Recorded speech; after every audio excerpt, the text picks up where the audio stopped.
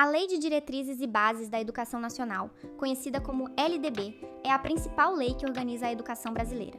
Ela não explica cada detalhe de todas as escolas e universidades, mas estabelece as bases que orientam o direito à educação, a organização dos sistemas de ensino, as etapas e modalidades, o currículo, a avaliação, a formação dos profissionais e a utilização dos recursos públicos. A LDB em vigor é a Lei nº 9.394, sancionada em 20 de dezembro de 1996. Porém, estudar apenas o texto publicado em 1996 é um erro. A lei já foi alterada muitas vezes para acompanhar mudanças sociais, políticas e educacionais. Em 2026, por exemplo, foram incluídas novas regras sobre infraestrutura das escolas públicas, oferta municipal de educação infantil nas zonas urbanas e rurais, reconhecimento dos professores da educação infantil, aperfeiçoamento profissional continuado e educação política e direitos da cidadania no currículo. Por isso, quando você encontra uma aula antiga sobre LDB, precisa verificar a data e conferir se o conteúdo continua válido. Vários vídeos disponíveis na internet ainda apresentam classificações revogadas, explicações anteriores à reforma do ensino médio, regras antigas de gestão democrática ou uma visão incompleta sobre currículo, avaliação e profissionais da educação. A LDB começa explicando que educação é um processo muito mais amplo do que escolarização. A educação acontece na vida familiar, na convivência humana, no trabalho, nas instituições de ensino e pesquisa, nos movimentos sociais, nas organizações da sociedade civil e nas manifestações culturais. Isso significa que ninguém aprende somente dentro da escola. A pessoa aprende valores, hábitos, linguagens, conhecimentos e formas de convivência em muitos espaços. Entretanto, a LDB disciplina especificamente a educação escolar, desenvolvida principalmente por meio do ensino em instituições próprias. A lei também determina que a educação escolar esteja vinculada ao mundo do trabalho e à prática social. Essa ligação não significa transformar toda a escola em treinamento profissional. Significa relacionar o conhecimento com a vida em sociedade, a cidadania, a cultura, a ciência, a tecnologia e as diferentes formas de trabalho humano. A finalidade geral da educação aparece logo no início da LDB. Ela deve promover o pleno desenvolvimento do educando, preparar para o exercício da cidadania e qualificar para o trabalho. Essas três dimensões precisam permanecer juntas. A educação não deve apenas transmitir conteúdos, nem apenas preparar mão de obra. Também não pode abandonar os conhecimentos sistematizados e se limitar a atividades sem aprofundamento. A formação escolar precisa desenvolver a pessoa, ampliar sua participação social e oferecer conhecimentos que permitam continuar estudando e atuando no mundo do trabalho. A LDB apresenta princípios que orientam o ensino. Entre eles estão igualdade de condições para acesso e permanência na escola, liberdade de aprender e ensinar, pluralismo de ideias e concepções pedagógicas, respeito à liberdade, tolerância, coexistência de instituições públicas e privadas, gratuidade do ensino público oficial e valorização dos profissionais da educação. Também aparecem gestão democrática do ensino público, garantia de padrão de qualidade, valorização da experiência adquirida fora da escola, ligação entre educação, trabalho e práticas sociais, consideração com a diversidade étnico-racial, aprendizagem ao longo da vida, respeito às identidades linguísticas e culturais das pessoas surdas e garantia de acesso às informações públicas sobre a gestão educacional. Esses princípios não são frases decorativas, eles servem para interpretar toda a lei. Quando existe uma política que amplia a matrícula, mas não oferece condições para permanência e aprendizagem, apenas uma parte do direito está sendo cumprida. Quando a escola impede o debate de diferentes concepções dentro dos limites democráticos, o pluralismo fica comprometido. Quando os profissionais não possuem formação, carreira ou condições adequadas, a valorização prevista na lei não se realiza. O dever do Estado com a educação escolar pública envolve várias garantias. A educação básica é obrigatória e gratuita dos 4 aos 17 anos. Essa faixa inclui a pré-escola, o ensino fundamental e o ensino médio. A educação infantil é gratuita para crianças de até 5 anos. A matrícula obrigatória começa aos 4, mas a creche para crianças de 0 a 3 anos também é um direito educacional. A diferença é que a família não está obrigada a matricular a criança nessa faixa, embora o poder público deva ampliar e organizar a oferta. A LDB garante atendimento educacional especializado gratuito aos estudantes com deficiência, transtornos globais do desenvolvimento e altas habilidades ou superdotação, de forma transversal aos níveis, etapas e modalidades, e preferencialmente na rede regular de ensino. Também garante acesso público e gratuito ao ensino fundamental e ao ensino médio para quem não concluiu essas etapas na idade considerada própria. Portanto, completar 18 anos não elimina o direito de voltar a estudar. A oferta de ensino noturno deve ser adequada às condições do estudante. A educação de jovens e adultos precisa considerar necessidades, disponibilidade e condições de acesso e permanência, especialmente quando o estudante também é trabalhador. Em todas as etapas da educação básica, o atendimento inclui programas suplementares de material didático, transporte, alimentação e assistência à saúde. A lei também prevê padrões mínimos de qualidade, alfabetização plena, formação de leitores, educação digital, conectividade adequada para uso pedagógico, água potável e infraestrutura física e sanitária apropriada. Desde 2026, a LDB passou a determinar condições mínimas mais detalhadas para as escolas públicas de educação básica. Entre elas estão número adequado de estudantes por turma, biblioteca, laboratórios de ciências e informática equipados, acesso à internet, quadra coberta, cozinha, refeitório, banheiros, acessibilidade, energia elétrica, água tratada, esgotamento sanitário e manejo de resíduos sólidos. Essa inclusão é importante porque qualidade não depende apenas da dedicação do professor. O trabalho pedagógico sofre influência direta do número de estudantes, do espaço, dos materiais, da acessibilidade, da higiene, da conectividade e das condições de segurança. A educação básica obrigatória é considerada direito público subjetivo. Isso significa que pode ser exigida do poder público. Cidadãos, grupos, associações, sindicatos, entidades e o Ministério Público podem acionar o Estado quando esse direito não é garantido. O poder público deve recensear a população em idade escolar e aqueles que não concluíram a educação básica, realizar chamada pública e zelar pela frequência junto às famílias. Também deve divulgar listas de espera por vagas, inclusive em creches, seguindo a ordem de colocação e informando os critérios utilizados. Pais, responsáveis e estudantes possuem direito de acessar resultados de avaliações públicas de qualidade e rendimento. As informações educacionais de censos, exames e sistemas de avaliação devem observar transparência, publicidade e proteção dos dados pessoais. A matrícula na educação básica torna-se dever dos pais ou responsáveis a partir dos 4 anos. Isso não retira do Estado a responsabilidade de oferecer vagas e condições de permanência. A iniciativa privada pode atuar no ensino, mas deve cumprir as normas gerais da educação e as regras do respectivo sistema, obter autorização de funcionamento, submeter-se à avaliação de qualidade e demonstrar capacidade de financiamento, ressalvadas as hipóteses legais de recursos públicos. A LDB também protege a liberdade de consciência e crença. O estudante de instituição pública ou privada pode requerer ausência de prova ou aula marcada em dia, no qual sua religião proíba a atividade. A instituição deve oferecer alternativa, como reposição ou trabalho, sem custo adicional, seguindo as regras legais. Agora chegamos à organização da educação nacional. União, Estados, Distrito Federal e municípios organizam seus sistemas em regime de colaboração. A educação brasileira não funciona como uma pirâmide simples, na qual a União decide tudo e as demais instâncias apenas obedecem. A União coordena a Política Nacional de Educação, articula níveis e sistemas e exerce funções normativa, redistributiva e supletiva. Ela elabora o Plano Nacional de Educação em colaboração, mantém as instituições federais, presta assistência técnica e financeira e estabelece diretrizes gerais para a educação básica. Também cabe à União coletar e divulgar informações, assegurar processos nacionais de avaliação e exercer atribuições relacionadas à regulação da educação superior.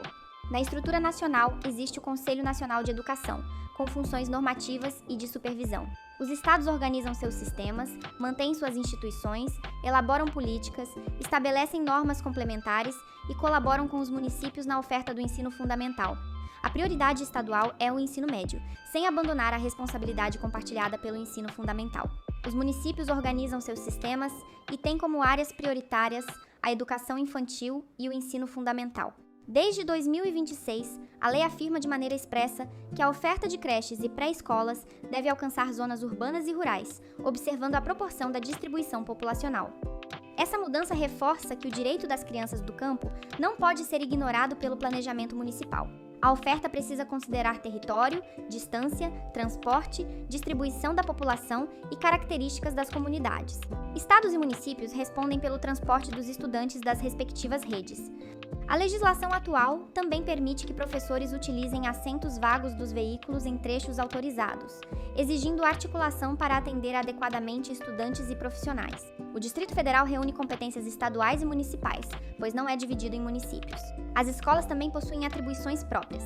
Cabe ao estabelecimento elaborar e executar sua proposta pedagógica, administrar pessoal e recursos, assegurar dias e horas letivas, acompanhar o plano de trabalho docente, oferecer meios de recuperação e criar processos de integração com famílias e comunidade.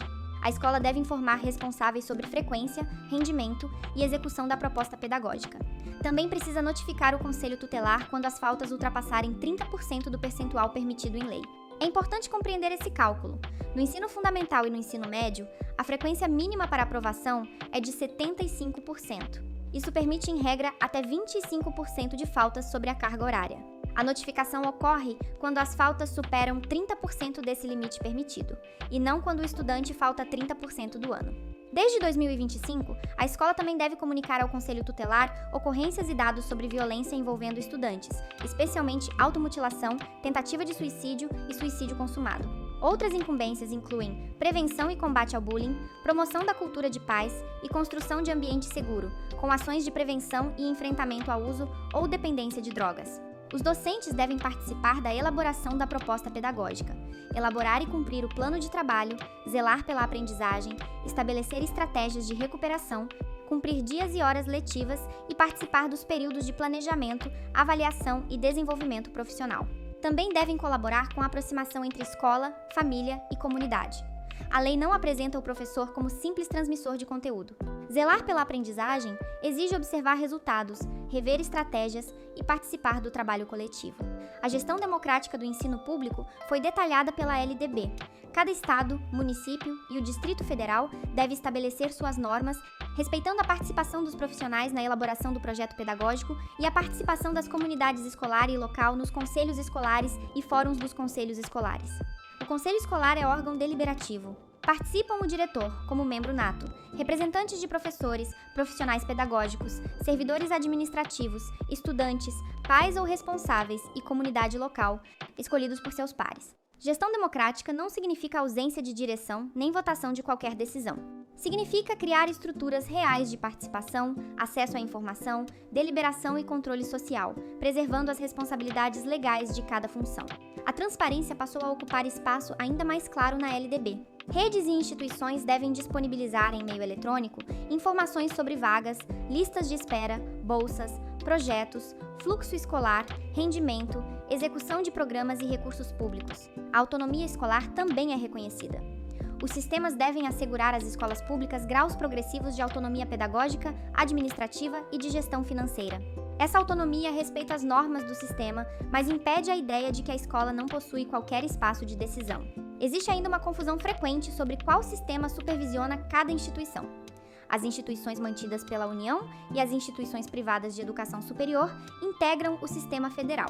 As instituições mantidas pelos estados, as instituições municipais de educação superior e as escolas privadas de ensino fundamental e ensino médio integram, em regra, os sistemas estaduais.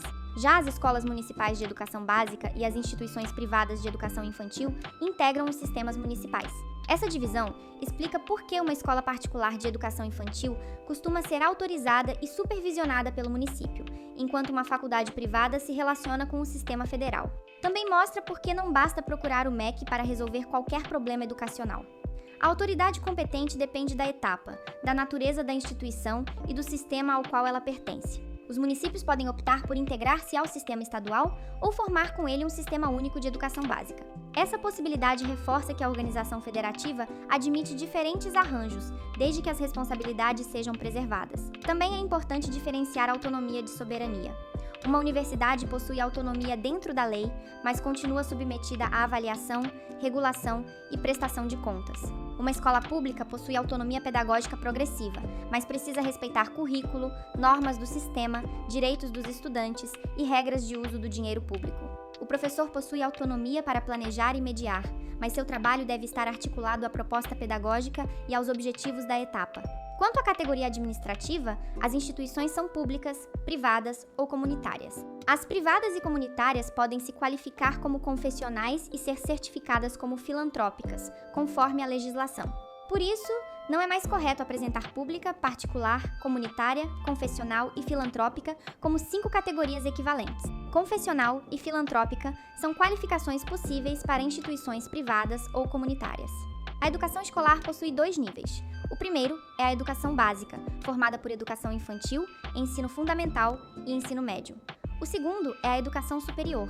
A educação básica tem como finalidade desenvolver o educando, garantir formação comum indispensável à cidadania e oferecer meios para progredir no trabalho e nos estudos. A alfabetização plena e a formação de leitores são objetivos centrais. A organização pode ocorrer em séries anuais, semestres, ciclos, alternância de períodos, grupos não seriados ou outras formas que atendam à aprendizagem. O calendário pode considerar condições locais, econômicas e climáticas, sem reduzir a carga horária obrigatória. No ensino fundamental, a carga mínima anual é de 800 horas. No ensino médio, é de 1.000 horas. Nos dois casos, a distribuição ocorre em pelo menos 200 dias de trabalho escolar, excluído o tempo reservado a exames finais. A lei prevê ampliação progressiva da carga anual para 1.400 horas, conforme metas e prazos do Plano Nacional de Educação. A classificação pode ocorrer por promoção, transferência ou avaliação da escola, exceto para a entrada na primeira série do ensino fundamental. Também podem existir progressão parcial, aceleração para estudantes com atraso, avanço mediante verificação da aprendizagem e aproveitamento de estudos concluídos com êxito. A avaliação deve ser contínua e cumulativa, com prevalência dos aspectos qualitativos sobre os quantitativos e dos resultados do período sobre eventuais provas finais. Isso não proíbe nota nem prova. Significa que uma prova final não deve apagar todo o percurso e que a aprendizagem não pode ser reduzida à quantidade de respostas certas. Os estudos de recuperação são obrigatórios para casos de baixo rendimento e devem ocorrer, de preferência, paralelamente ao período letivo. Esperar o fim do ano para oferecer uma única prova não corresponde ao sentido formativo da recuperação. A frequência mínima no ensino fundamental e no ensino médio é de 75% da carga horária. A escola controla e registra essa frequência conforme o regimento e as normas do sistema. O currículo da educação infantil, do ensino fundamental e do ensino médio possui uma base nacional comum, complementada por uma parte diversificada relacionada às características regionais, culturais, econômicas e sociais e às necessidades dos estudantes. Base comum não significa currículo idêntico em todas as escolas. Existe um conjunto de aprendizagens compartilhadas nacionalmente, mas os sistemas e instituições precisam contextualizar o ensino. Os currículos abrangem língua portuguesa, matemática, conhecimento do mundo físico e natural e estudo da realidade social e política, especialmente do Brasil. Arte é componente obrigatório, incluindo artes visuais, dança, música e teatro. Educação física também integra a proposta pedagógica, embora a prática possa ser facultativa em situações previstas na lei. A partir do 6º ano do ensino fundamental, deve ser ofertada a língua inglesa. A legislação também estabelece a exibição de filmes nacionais, conteúdos de direitos humanos, prevenção da violência e educação alimentar e nutricional. A educação digital, com letramento digital, computação, programação, robótica e outras competências, integra o currículo do ensino fundamental e do ensino médio. Em 2026, Educação Política e Direitos da Cidadania passaram a constituir componente curricular obrigatório dentro do estudo da realidade social e política. A proposta não deve ser confundida com propaganda partidária. O objetivo legal é ampliar conhecimentos sobre cidadania, organização social e política, direitos, deveres e participação democrática. O estudo da história e cultura afro-brasileira e indígena é obrigatório no ensino fundamental e no ensino médio, em instituições públicas e privadas. Esses conteúdos devem atravessar o currículo, especialmente arte, literatura e história, recuperando contribuições sociais, econômicas, culturais e políticas. Desde 2024, os currículos do ensino fundamental e do ensino médio também devem incluir abordagens fundamentadas nas experiências e perspectivas femininas, valorizando contribuições das mulheres na história, ciência, arte, cultura, economia, sociedade e política. A educação do campo deve respeitar necessidades locais, metodologias apropriadas, calendário ajustado ao ciclo agrícola e às condições climáticas e formas como a pedagogia da alternância. O fechamento de escolas do campo, indígenas e quilombolas exige manifestação do órgão normativo, justificativa da secretaria, análise de impacto e manifestação da comunidade escolar. A educação infantil é a primeira etapa da educação básica e busca o desenvolvimento integral da criança de até 5 anos, nos aspectos físico, psicológico, intelectual e social, complementando família e comunidade. Ela é oferecida em creches para crianças de até 3 anos e em pré-escolas para crianças de 4 e 5 anos. A avaliação ocorre por acompanhamento e registro do desenvolvimento, sem promoção ou reprovação, inclusive para a entrada no ensino fundamental. A educação infantil deve cumprir pelo menos 800 horas em 200 dias. O atendimento parcial possui no mínimo 4 horas diárias e a jornada integral 7 horas. Na pré-escola, a frequência mínima é de 60%, mas isso não transforma a etapa em processo de aprovação. A instituição deve expedir documentação capaz de registrar desenvolvimento e aprendizagem.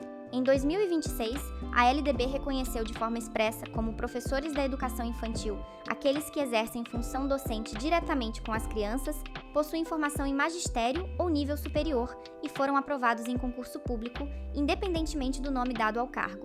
Esses profissionais devem ser enquadrados na carreira do magistério. Essa mudança enfrenta situações em que profissionais realizavam trabalho docente, mas recebiam outras denominações e ficavam fora da carreira correspondente. O ensino fundamental possui 9 anos, começa aos 6 e tem como objetivo a formação básica do cidadão. A etapa desenvolve leitura, escrita, cálculo, compreensão da natureza, sociedade, política, tecnologia, arte e valores.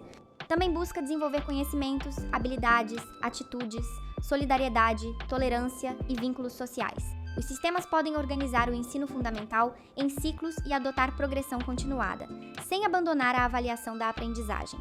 O ensino fundamental é presencial. A educação à distância pode ser usada como complemento ou em situações emergenciais, não como substituição comum da escolarização presencial. O currículo inclui direitos de crianças e adolescentes e o estudo dos símbolos nacionais como tema transversal. O ensino religioso integra os horários normais das escolas públicas de ensino fundamental, mas a matrícula é facultativa. Deve respeitar a diversidade religiosa e evitar proselitismo. O ensino médio é a etapa final da educação básica e possui duração mínima de 3 anos. Suas finalidades incluem consolidar conhecimentos do ensino fundamental, permitir prosseguimento dos estudos, preparar para trabalho e cidadania e desenvolver formação ética, autonomia intelectual e pensamento crítico. A estrutura do ensino médio foi alterada novamente em 2024. Muitos vídeos ainda explicam apenas o modelo criado em 2017, sem considerar a legislação posterior. Atualmente, o currículo é formado por formação geral básica e itinerários formativos.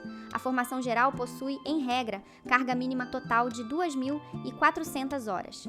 Na formação técnica e profissional, a formação geral pode ter 2.100 horas, com possibilidade de destinar até 300 horas ao aprofundamento relacionado à área técnica. As propostas devem promover metodologias investigativas, ligação com a vida comunitária, reconhecimento do trabalho como formação e articulação entre saberes. O ensino médio é presencial. O ensino mediado por tecnologia é admitido excepcionalmente, conforme regulamentação. Os itinerários formativos devem aprofundar áreas do conhecimento ou formação técnica e profissional. A oferta concreta depende das possibilidades das redes, mas precisa respeitar as regras de organização e garantir escolhas viáveis aos estudantes. A educação de jovens e adultos atende pessoas que não tiveram acesso ou continuidade de estudos na idade própria. Ela deve articular-se com a educação profissional quando possível e considerar características, interesses, condições de vida e trabalho. Os sistemas devem oferecer oportunidades educacionais adequadas e exames que permitam prosseguimento de estudos. A idade mínima legal para exames de conclusão é 15 anos para o ensino fundamental e 18 para o ensino médio. A educação profissional e tecnológica integra trabalho, ciência e tecnologia e se relaciona com diferentes níveis e modalidades. Ela inclui formação inicial e continuada ou qualificação profissional, educação técnica de nível médio e educação tecnológica de graduação e pós-graduação. Os cursos podem ser organizados por eixos tecnológicos, permitindo itinerários contínuos e aproveitamento progressivo de experiências, certificações e conhecimentos. A educação profissional técnica de nível médio pode ocorrer de forma articulada com o ensino médio ou subsequente, destinada a quem já concluiu essa etapa. Conhecimentos adquiridos no trabalho e em outras experiências podem ser avaliados, reconhecidos e certificados para continuidade ou conclusão de estudos, seguindo as normas aplicáveis. A avaliação da qualidade da educação profissional deve considerar oferta, fluxo, rendimento, aprendizagem dos saberes do trabalho, relação com o contexto econômico e social, inserção dos concluintes e condições institucionais. A educação superior não existe apenas para conceder diploma. Suas finalidades incluem criação cultural, pensamento científico, formação profissional, pesquisa, divulgação do conhecimento, aperfeiçoamento contínuo, extensão e relação com os problemas nacionais e regionais. Ela também deve contribuir para a universalização e melhoria da educação básica, por meio da formação de profissionais, pesquisa pedagógica e extensão. A educação superior inclui cursos sequenciais, graduação, pós-graduação e extensão.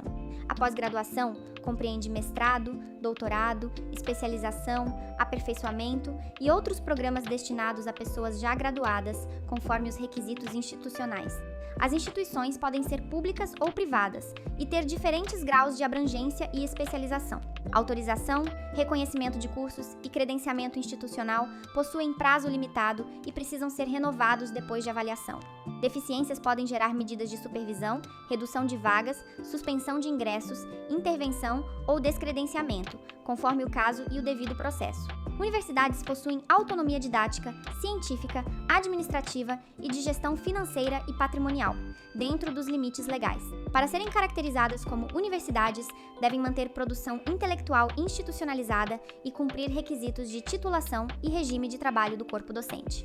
A lei estabelece frequência obrigatória de estudantes e professores na educação superior, salvo programas de educação à distância autorizados. As instituições devem informar previamente componentes curriculares, duração, requisitos, qualificação dos professores, recursos disponíveis e critérios de avaliação.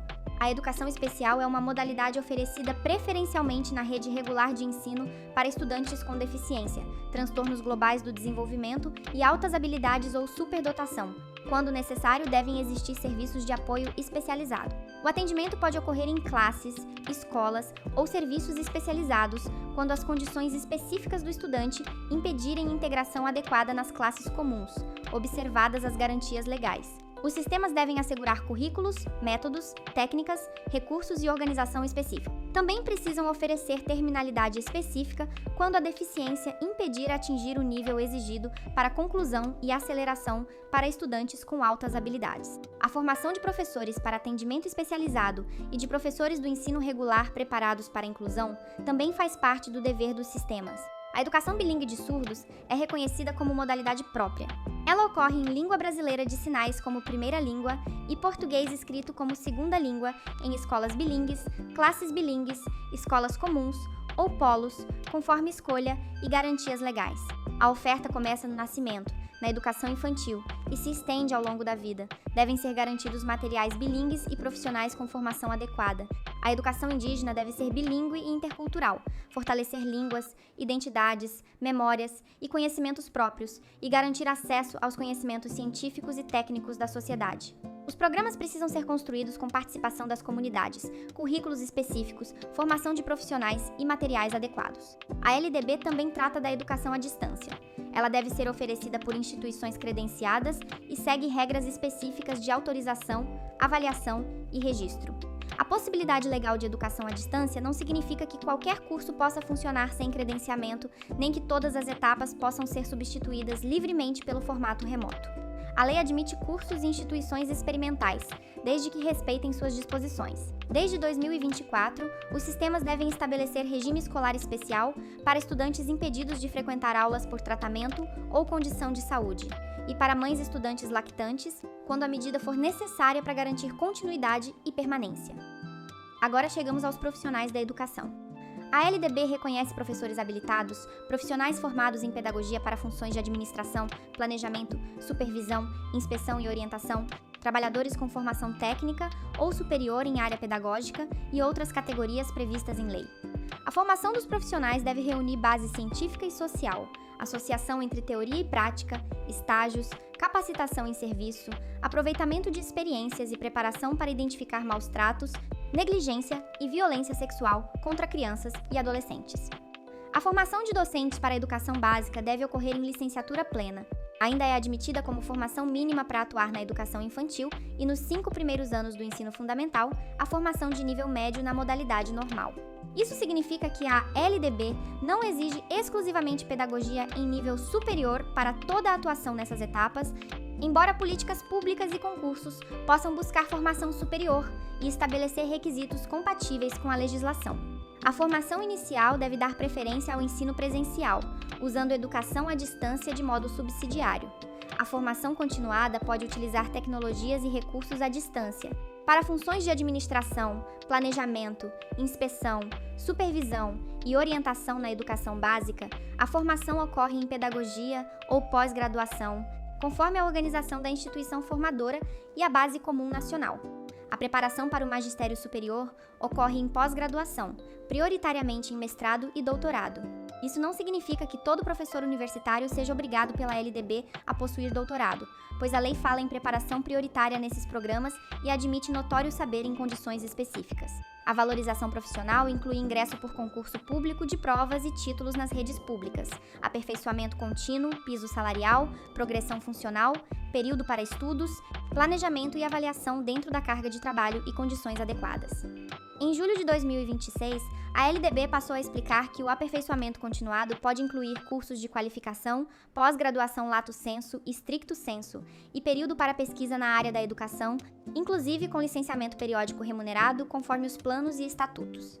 Essa mudança reforça que formação continuada não se resume a palestras curtas ou reuniões administrativas. Pode envolver estudo aprofundado, especialização, mestrado, doutorado e pesquisa. Os recursos públicos para a educação vêm de impostos, transferências constitucionais, salário-educação, contribuições sociais, incentivos fiscais e outras fontes legais. A União deve aplicar pelo menos 18% da receita de impostos na manutenção e desenvolvimento do ensino. Estados, Distrito Federal e municípios devem aplicar pelo menos 25%, considerando as transferências e as regras constitucionais. Nem todo gasto relacionado à criança ou à escola é contabilizado como manutenção e desenvolvimento do ensino. São incluídas despesas com remuneração e formação dos profissionais, construção e manutenção de instalações, equipamentos, serviços vinculados, pesquisas educacionais, atividades necessárias ao funcionamento, material didático, transporte e atividades curriculares complementares. Desde 2023, exposições, feiras, mostras de ciências, matemática, língua portuguesa, literatura e cultura podem integrar essas despesas quando voltadas à aprendizagem ou formação continuada. Não entram nessa conta, por exemplo, programas de assistência social, alimentação, atendimento médico, obras gerais de infraestrutura sem vínculo direto definido, pesquisa sem relação com o ensino e pagamento de profissionais em desvio de função. Isso não significa que alimentação e saúde sejam dispensáveis. Significa apenas que possuem fontes e classificações orçamentárias diferentes e não podem ser utilizadas para fingir o cumprimento do percentual mínimo destinado ao ensino. As receitas e despesas educacionais devem ser publicadas. A legislação atual ampliou a transparência sobre Fundeb, convênios, doações e repasses a instituições conveniadas. Os recursos públicos destinam-se prioritariamente às escolas públicas. Podem chegar a instituições comunitárias, confessionais ou filantrópicas que comprovem finalidade não lucrativa, apliquem excedentes em educação, prestem contas e cumpram outras exigências. Também podem financiar bolsas na educação básica quando faltar vaga pública na localidade e o estudante demonstrar insuficiência de recursos. Mesmo assim, o poder público continua obrigado a investir prioritariamente na expansão da própria rede. A LDB não pode ser lida como uma coleção de artigos isolados. Existe uma lógica que atravessa todo o documento. A primeira ideia é que educação é direito. Não se trata de favor oferecido por governos, escolas ou profissionais. A segunda é que acesso sem permanência, aprendizagem e qualidade não basta. Matrícula é apenas uma parte da garantia. A terceira é que as responsabilidades são compartilhadas, mas não indefinidas. União, estados, municípios, escolas, famílias e profissionais possuem deveres diferentes. A quarta é que igualdade não significa tratar todas as realidades de forma idêntica. Educação indígena, do campo, especial, bilíngue de surdos, de jovens e adultos e profissional, exige formas adequadas às características dos estudantes. A quinta é que a autonomia precisa conviver com normas, participação e transparência. Escola e professor possuem espaço de decisão, mas trabalham dentro de uma política pública e devem prestar contas. A sexta é que a avaliação precisa apoiar aprendizagem e qualidade, não apenas classificar. A sétima é que valorização profissional envolve formação, carreira, tempo de planejamento e condições de trabalho, e não somente discursos de reconhecimento. As mudanças de 2026 tornam esse quadro ainda mais claro. A Lei nº 15.326 reconheceu professores da educação infantil dentro da carreira do magistério quando cumpridos os requisitos legais. A Lei nº 15.360 detalhou condições mínimas de infraestrutura para escolas públicas. A Lei nº 15.369 determinou que a oferta municipal de educação infantil considere zonas urbanas e rurais de acordo com a distribuição populacional. A Lei nº 15.462 especificou atividades que integram o aperfeiçoamento profissional continuado. E a Lei nº 15.468 incluiu educação política e direitos da cidadania no currículo obrigatório. Essas alterações mostram que a LDB continua em movimento. Uma aula atualizada não pode repetir apenas o texto de 1996, nem se limitar às mudanças mais conhecidas de anos anteriores. Também é necessário evitar alguns erros frequentes. A educação infantil possui avaliação, mas sem promoção ou reprovação. A educação brasileira é organizada em 2 níveis: educação básica e educação superior. Educação infantil, ensino fundamental e ensino médio são etapas da educação básica, não níveis independentes.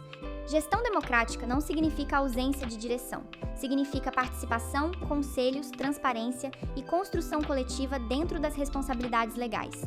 A escola privada não funciona sem controle público. Ela precisa cumprir normas, receber autorização e participar de processos de avaliação. Progressão continuada não significa aprovação automática sem acompanhamento. A própria LDB preserva a avaliação da aprendizagem. Atendimento educacional especializado não deve substituir automaticamente a classe comum. Ele complementa e apoia a escolarização, respeitando as necessidades e garantias dos estudantes. Ensino religioso em escola pública de ensino fundamental possui matrícula facultativa e deve evitar proselitismo. A formação mínima de nível médio na modalidade normal ainda é admitida para a educação infantil e os 5 primeiros anos do ensino fundamental, embora a formação superior seja a referência geral da docência. A LDB também não garante qualidade apenas por existir. O texto legal precisa ser transformado em políticas, financiamento, gestão, formação, infraestrutura e práticas pedagógicas. Uma escola pode possuir proposta pedagógica escrita e não praticar participação. Pode aplicar avaliações contínuas apenas no papel. Pode afirmar que inclui e manter barreiras. Pode divulgar recursos sem facilitar a compreensão da comunidade. Por isso, conhecer a LDB é importante não apenas para concursos. Ela permite analisar se o direito à educação está sendo cumprido e identificar quem possui responsabilidade diante de cada problema. Se falta vaga em creche, é necessário observar a atuação municipal e as políticas de expansão. Se o problema está na oferta do ensino médio, a responsabilidade principal costuma envolver a rede estadual. Se uma escola não oferece recuperação, existe responsabilidade da instituição e dos docentes. Se faltam condições estruturais, a questão alcança a mantenedora e o poder público responsável. Se não existe transparência sobre vagas e recursos, a própria LDB oferece fundamentos para a cobrança. A lei também ajuda a entender que o professor não deve receber sozinho a culpa por problemas estruturais. Currículo, número de estudantes, recursos, formação, transporte, alimentação, prédios e equipes dependem de decisões mais amplas. Ao mesmo tempo, a existência de problemas estruturais não elimina a responsabilidade pedagógica da escola e do professor dentro de suas atribuições. A melhor leitura da LDB é aquela que conecta direito, responsabilidade, participação e aprendizagem. Não basta decorar percentuais, idades e artigos. É necessário entender a lógica. Dos 4 aos 17 anos, a educação básica é obrigatória. A educação infantil desenvolve a criança integralmente. O ensino fundamental forma a base da cidadania e dos conhecimentos essenciais. O ensino médio aprofunda aprendizagens e prepara para a cidadania, trabalho e continuidade dos estudos. A educação superior forma profissionais, produz ciência, cultura, pesquisa e extensão.